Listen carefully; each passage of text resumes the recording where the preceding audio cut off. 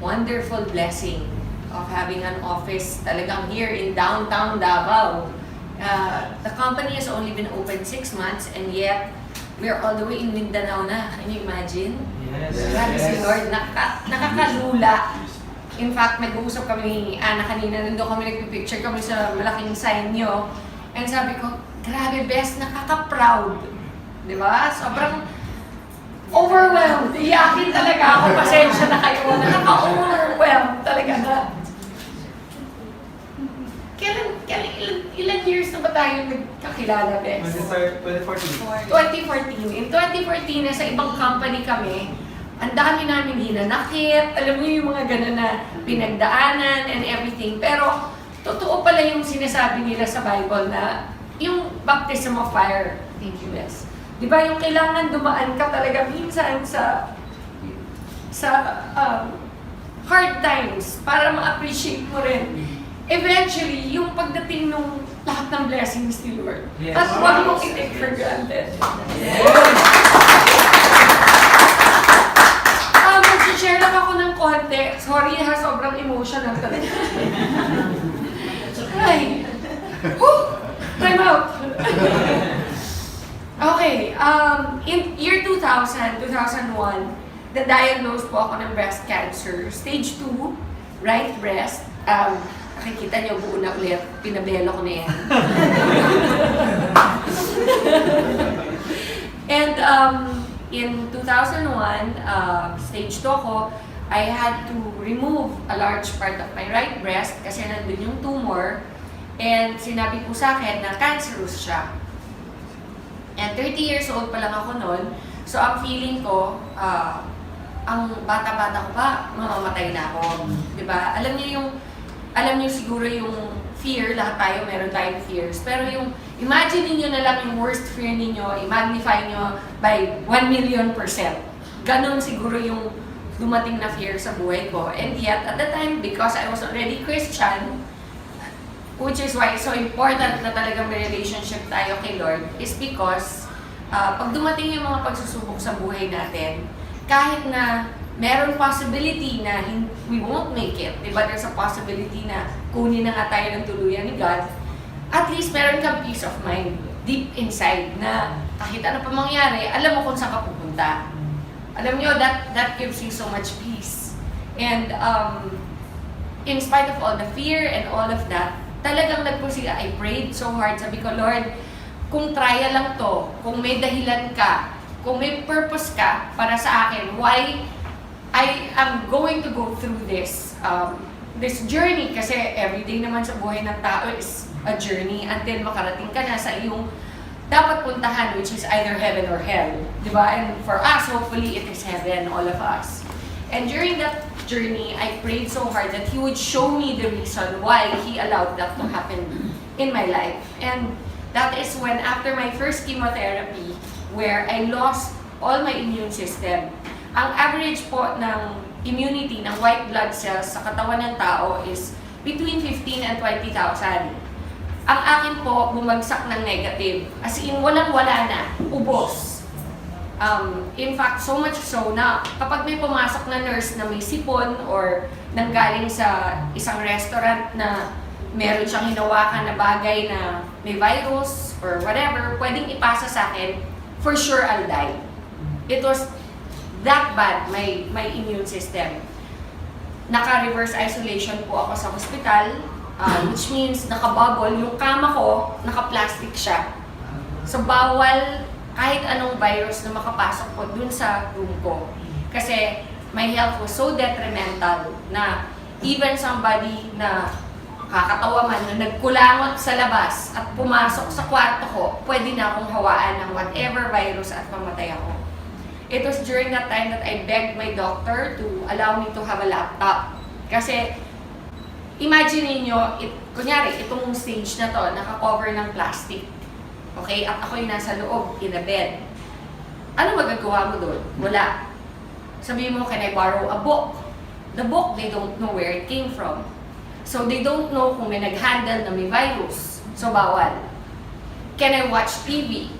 You cannot watch TV kasi, alam nga, ipasok nila yung TV sa loob ng bubble mo. So nothing, bawal lahat. Ang pinag-pray ko talaga, Lord, bigyan mo naman ako ng laptop. Kahit ano lang, para meron akong nagagawa sa loob. And they had to buy a brand new sealed laptop and give it to me inside. It was a nurse that came, she was naka-rubber outfit. Alam mo yung mga uniform ng nurse, di ba? Blue. Pero ito, yung nurse ko, naka-blue pa rin siya, pero rubber yung uniform niya. Okay? As in plastic na makapal. Yun ang suot niya. Pinasok niya, naka-seal yung laptop, binuksan ko. Fortunately, may outlet sa loob ng bubble ko. So, nakapag-laptop na ako. And that's where I started to research for myself. What is cancer? How can I help my immune system? Lahat ng kinocomplain ko sa doktor, alam nyo, pag nagkikimo kayo, may 100 problems that come with it. Sabi nila, chemo is supposed to cure your cancer. But they don't tell you that it kills your immunity. Okay? 100%. They don't tell you that one of the major side effects is pounding headaches every day. So, di ba habang nagagamot ka for your cancer, binibigyan ka naman ng ibang mga problema. So, pag nag-complain ako ng masakit ang ulo ko na para akong may migraine, magdadala ulit another gamot. Na yung another gamot naman na yun, nakakasuka. So, the whole day, nagsusuka ka. Okay? Tapos, bibigyan ka naman another medicine to cover naman din pagsusuka. So, ano siya? Parang siyang domino effect. Until I really thought, there has to be a natural way. Kasi puro gamot, puro pharma ang binibigay sa akin. Eventually, ang naisip ko, my God, magsasuffer sobra yung liver ko and my kidneys. Puro gamot ang binibigay. How will I be able to heal even if I overcome cancer? Okay? What about the rest of my body? What about my kidneys and my liver and my heart, which has gone through so much because of the chemotherapy?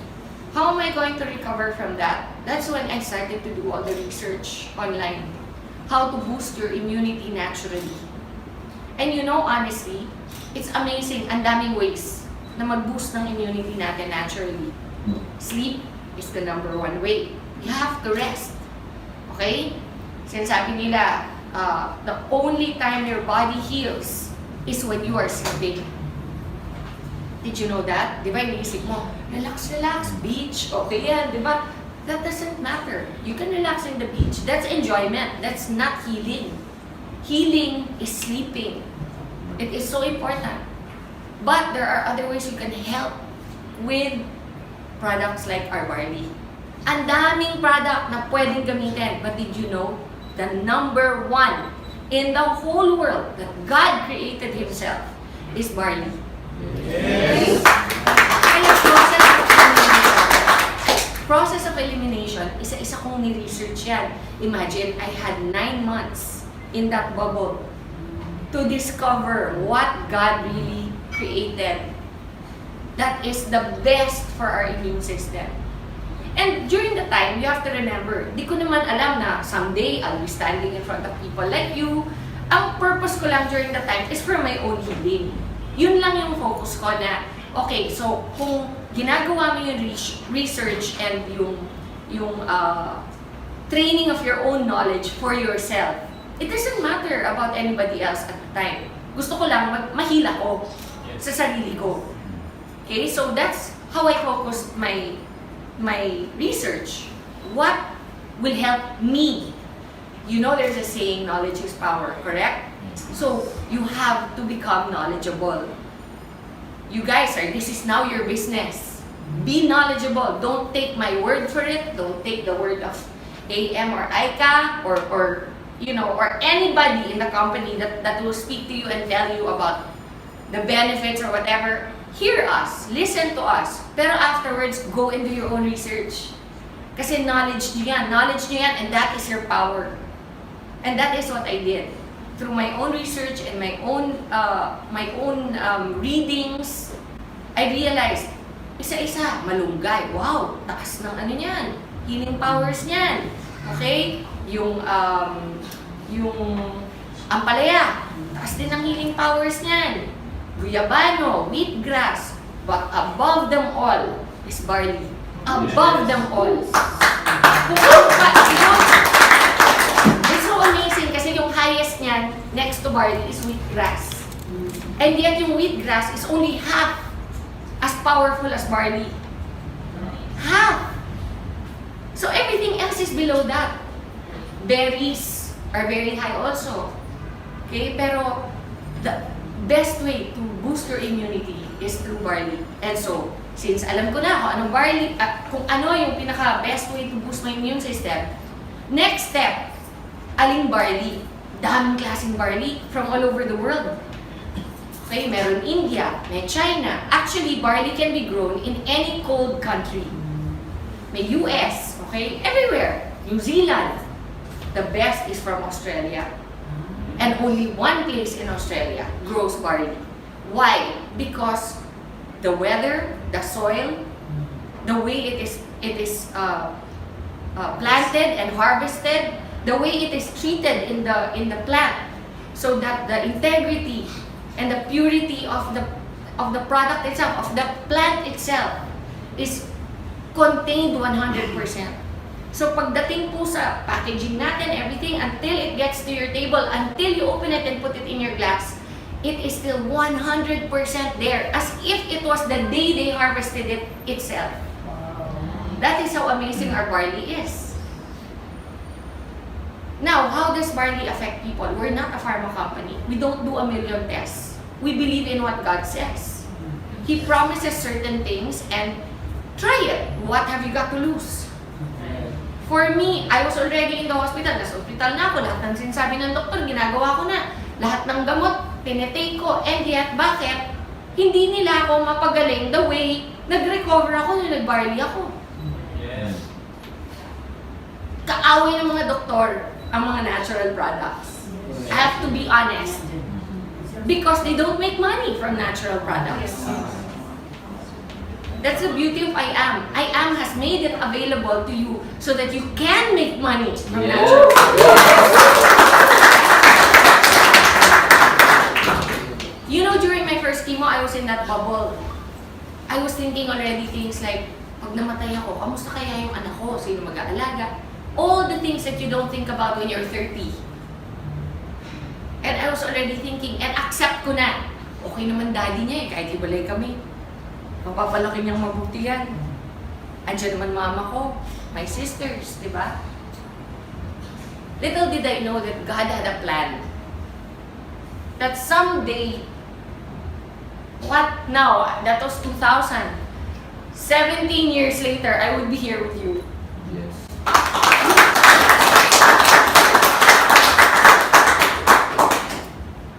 Iba magplano si Lord.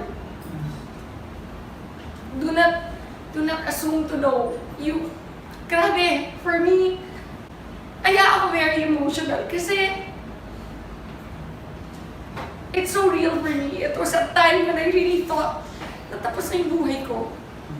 And then, every single time meron ganito na gathering or yung launch ng I Am natin, di ba, yung sobrang grateful ako na, wow God, binigay mo pa rin sa akin itong opportunity na maka-share. Even if the worst thing happened to me in my life na because of that cancer, because of that experience, andito ako ngayon. Nakakatulong sa maraming tao through I Am. Diba? Sobrang nakaka-overwhelm. Alam nyo, after my first chemo, which I was in that isolation for so long, on my second chemo, di na ako na-isolate. Yung immune system ko, which took 21 days to recover from the first chemo. So, kunyari, may ano kayo? Maro, thank you guys. Explain ko lang para naintindihan nyo. During my first chemo, I ended up in the ICU. Okay? Yan, tama yan ha. Ako to. I'm not very good at drawing. Okay? Nakabubble yan. Ang first chemo, say day 1. Ito pala. Wala pala. Wala. Day 1 yan. Day 1. First chemo. Ang treatment ko is 4 chemos, dapat. And then after the 4 chemos, 21 days of radiation therapy. So on day 1 of my first chemo, the doctor already told me na you have to recover, your white blood cells will be wiped out. It's natural, sabi niya. Your second chemo is 21 days from now. Within 21 days, your white blood cells have to be recovered. If not, we cannot give you the second chemo. Okay? And if we cannot give you the second chemo, you will go back to the first again. Can you imagine? Eh, yung first pa lang na gusto ko na mamatay. May tatlo pang matitira. Tapos pag disqualify, uulit. Makakailan ako. Yun yung nasa mind ko. So, kailangan talaga ma-hit ko yung 21 days. Parang parang hindi, parang quota sa kailangan ma-hit, mag-sapphire. Actually, except that this is for your life. This was for my life. So, I cannot rely lang on what the doctors are saying kasi for me, okay, andyan na lahat ng sinasabi na gagawin ko. Pero, kailangan din tulungan ko sarili ko. Doon pumasok yung research, doon pumasok yung Barley. Nung na-discover ko na, alam nyo, on the 20th day, every day kukunan ka ng dugo. Every day for 21 days. On the 20th day, sinabihan ako, you made it. We can give it to you tomorrow. Imagine, ka-recover ko lang today. Tomorrow, titirahin na naman ako. Alam mo, gusto mo sabihin, pwede time out kahit 1 week lang, please lang, para normal yung feeling ulit.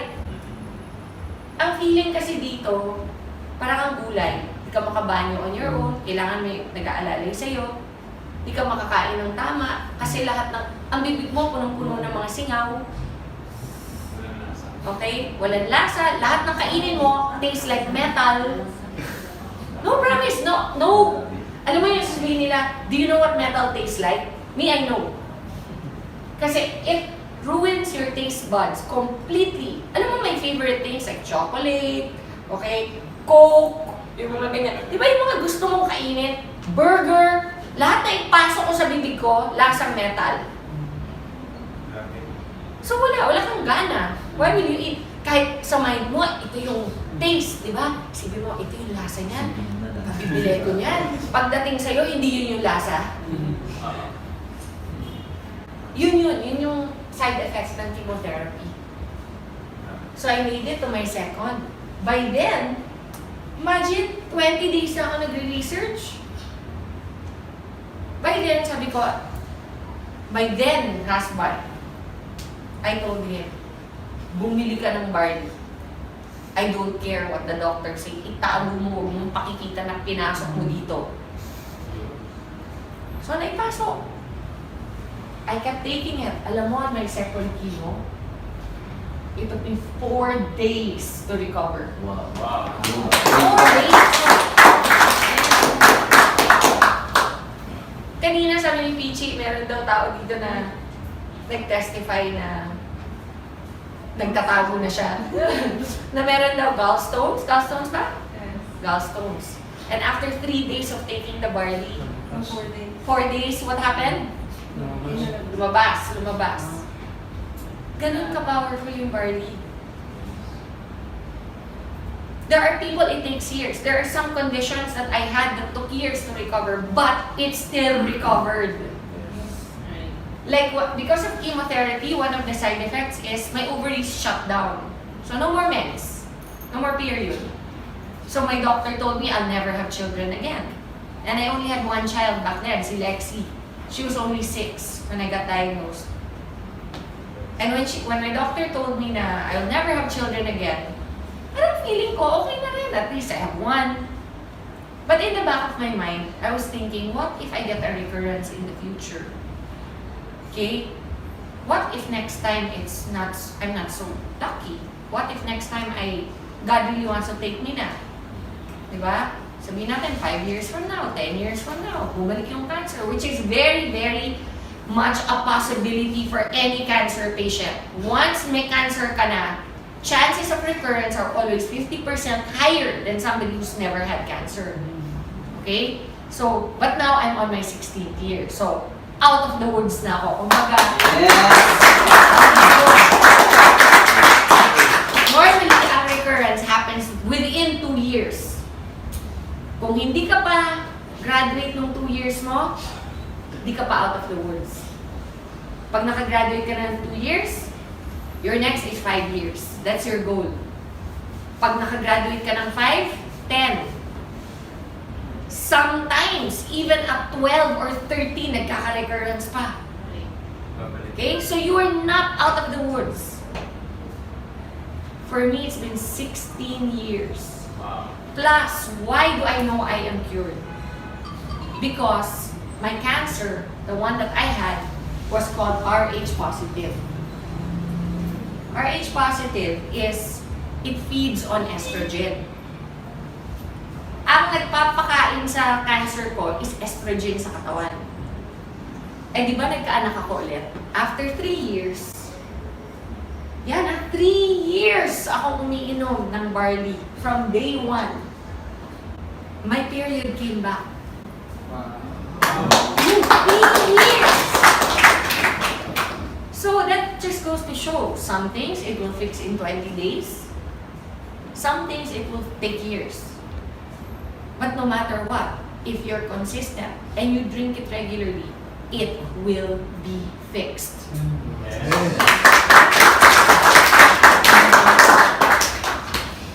So on the 3rd year, I got pregnant and I have my son. During my pregnancy, all my doctors were going crazy. Nako, that's so dangerous. You have to have a medical abortion immediately. You have to do this, you have to do that. Nako, you cannot. You're a cancer survivor. Do you want to get cancer again? Yun yung sinasabi sa akin. Because nga, when you get pregnant, what goes up in your system? Estrogen. Correct? When estrogen goes up, I'm feeding the cancer. So whatever is dormant, whatever is sleeping in my system will wake up again. And it will be fed. And I will get it again. Yun yung fear. Even my mom, iniiyakan ako. Hindi daw ba sapat na pinadaan ko na sa kanya one time? At uulit pa ako. I'm so selfish. Lahat! I heard it all. You're a selfish person. You're only thinking of yourself. Lahat yan. Sinabi sa akin. But you know, I knew. In my heart, I knew. God will not allow this if there's no purpose. Yes. And you know, now my son is 12. Imagine he's 12. What if I had an abortion? He'd not be here. You know? And he brings everybody so much joy. Not just me, my mom, my daughter. And you know, when I found out I was going to have another child, you know, I knew in my heart it was going to be a boy. Hindi ko pa alam yung sex. Pero in my heart, I knew God promised. He said to me, you're going to have a son. You know, from the day that I knew I was pregnant, alam ko lalaki. And I knew also that, you know, I was reading Malakay. Because I have so many testimonies about tithing. Some other time, regarding tithing. But in a nutshell, when I went to the States and I found out I was pregnant, I had no money. None. But I was always a very faithful tither. Tayo, nagpapayaman, di ba? Like what Pastor said earlier. It all belongs to God. All of it. Pag 10 pesos lang ang pera mo, easy no to give 1 peso. Pag 100 pesos, easy to give 10. Pag 100,000 na, madali pa bang magbigay ng 10,000? Or, pag 1 million na, kaya mo magbigay ng 100,000? Harder, di ba? Why? It's relative. It's the same ratio.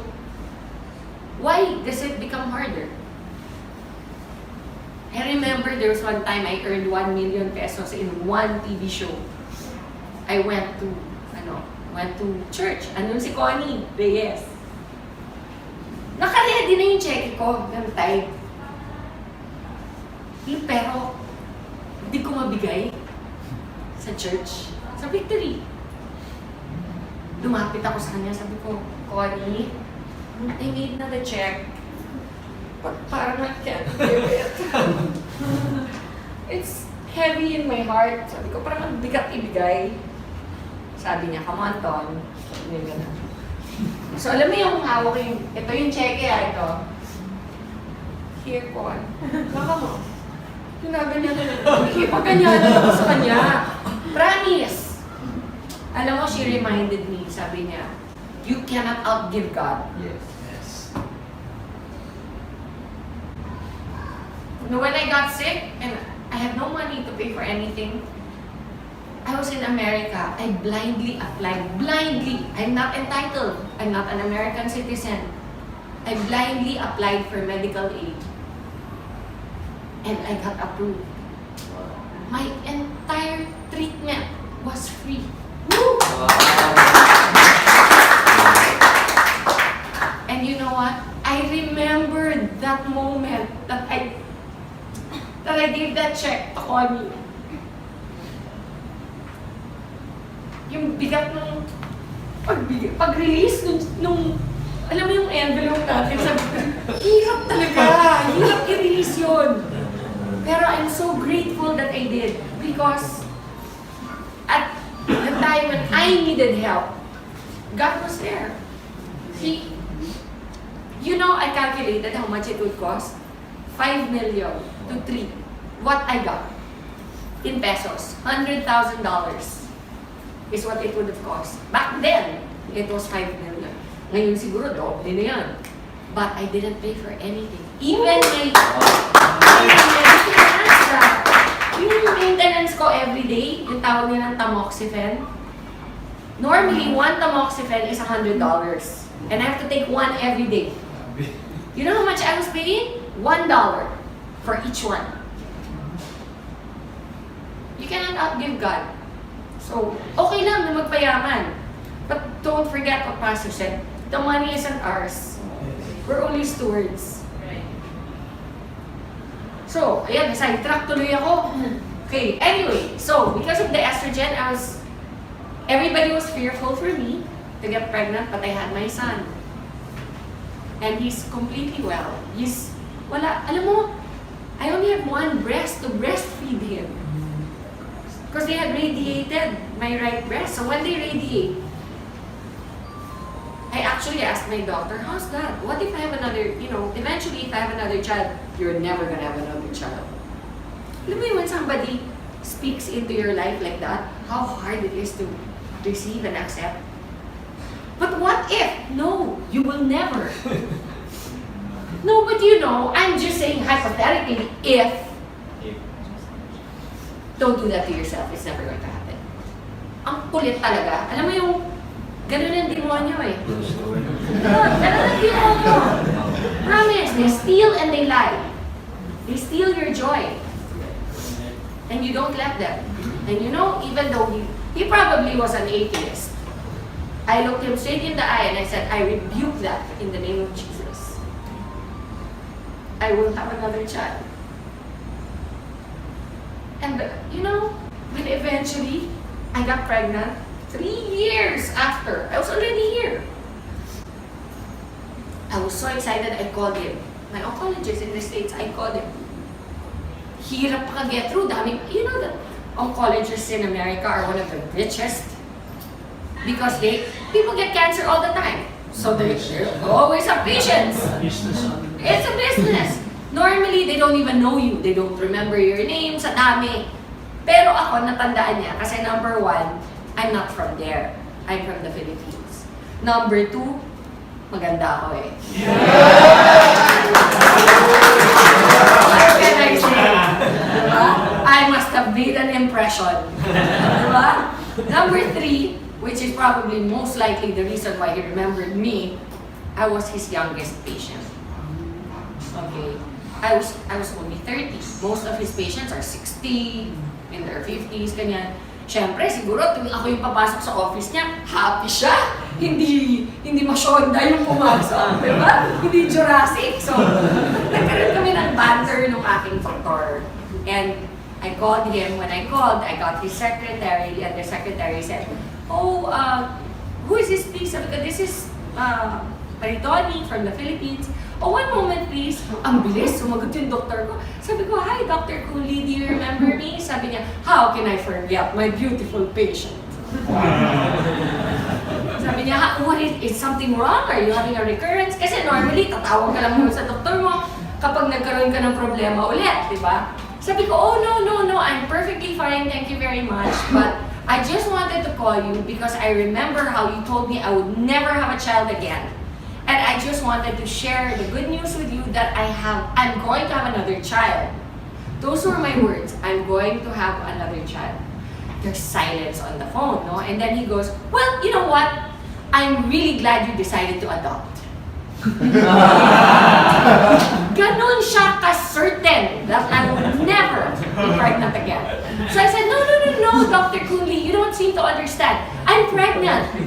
Again, silence. Tagal. "Are you there?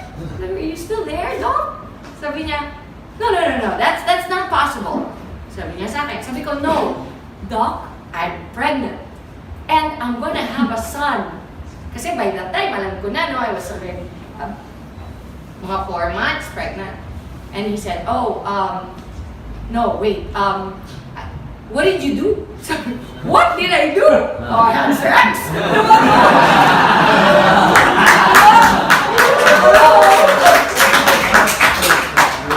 No, but, you know, I said to him, "Nothing, I didn't do anything." He goes, "No, you must have done something." So, siguro kala niya medical procedure or something. So I said, "No, I've been taking a supplement for a while, and it's called Barley." And ako yung nag-educate sa kanya about what I had done this whole time, from day one. Sabi niya, "Oh, you're a sneaky one." Sabi ko, "But it worked." And sabi niya, "Oh, well, I'm very happy for you." You know, and in as much as we are not allowed to recommend those things, being doctors, we do not stop our patients if they want to. Sabi niya. So, imagine, that's my oncologist na. He's the one that told me I'll never have a child again. He's the one that told me that, you know, if I get pregnant, for sure I'll have a recurrence. And yet, here I am. My child is 12 years old. I'm 100% in good shape. I would like to say I'm in more than good shape. Yes!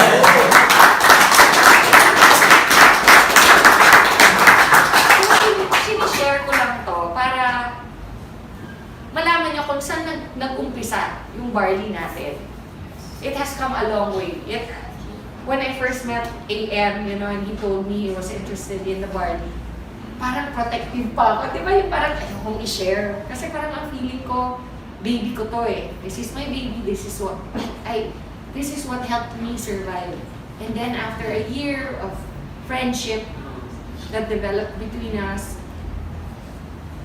I could feel where his heart was. And I knew that his purpose was aligned with mine, which is that we want to help people. We want to help people get better. We want to spread the love of God more than anything.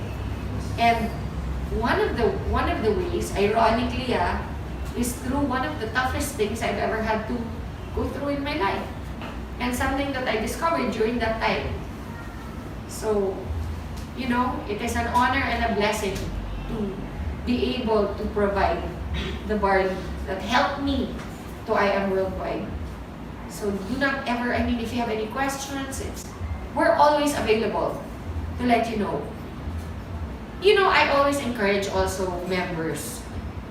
Kasi minsan yung mga nagpa-private messages sa mga social media accounts ko.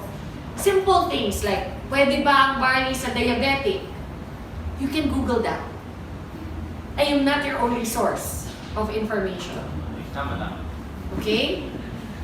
It is in the internet. That's why I am proud to tell you, grabe ang galing ng barley natin. Kasi hindi lang po sa akin dapat manggaling yung believe din nyo. Ako lang po ay testimony.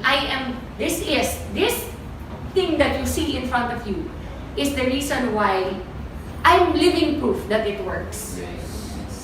Okay? But go and do your own research. Find out. Maybe, mas may alam pa kayo eventually kaysa sa akin about what barley can do. Yes. Diba? You know, I've had people take barley come up to me and say, "Hoy, alam nyo, yung anak ko, congenital ang heart disease niya, ganyan-ganyan." And then, we just kept giving barley and eventually it healed. I didn't know that barley could do that. Kasi I'm not naman a doctor or a nutritionist. I'm just a person who took this beautiful gift of God and it worked for me. And that's why I want to share it. I want to let you all know that we are here to support you in every way. It will not only give you great health, it will give you great pockets. Yes. God bless you, everyone. Thank you.